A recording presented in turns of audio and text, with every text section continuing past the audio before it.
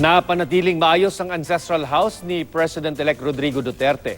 Ang kanyang ate nagkwento tungkol sa binatilyo noong si Digong bago mauso ang curfew sa Davao City.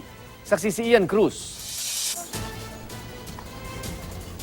Dinarayo ng mga turista ang simpleng bahay na ito sa Doña Luis Subdivision dito sa Davao City na tirahan ni President-elect Rodi Duterte at partner ni si Hanilet Avancenia.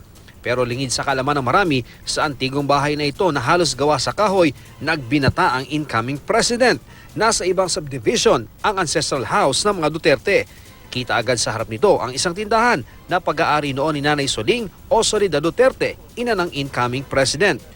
Bukod dyan, buhay pa rin ang maliit na truck na gamit daw sa pamamalengke at paghakot ng paninda ng ate ni Digong na si Eleanor o Baby. Inabangan namin siya at dumating siyang nakataksi dahil wala raw sariling sasakyan. Siya rin ang nagpasyal sa amin sa bahay. Paglagpas namin sa teres, bumungad sa amin ang altar na ipinagawa raw ng kanilang ina. Nasilip din namin ang silid ni Nanay Soling. Nakadisplay pa roon ang mga larawan niya at ang ama ni Digong na si Vicente Duterte, dating gobernador ng nooy hindi hati-hating Davao Province. Sa gilid naman ng bahay, ipinagpagawa ng sariling apartment ang nooy nagbibinatang si Digong. Iwalay na lang siya doon kasi uuwi ng gabi, barkada, all that thing. Maingay, and then, you have to open the door and you wake up my parents.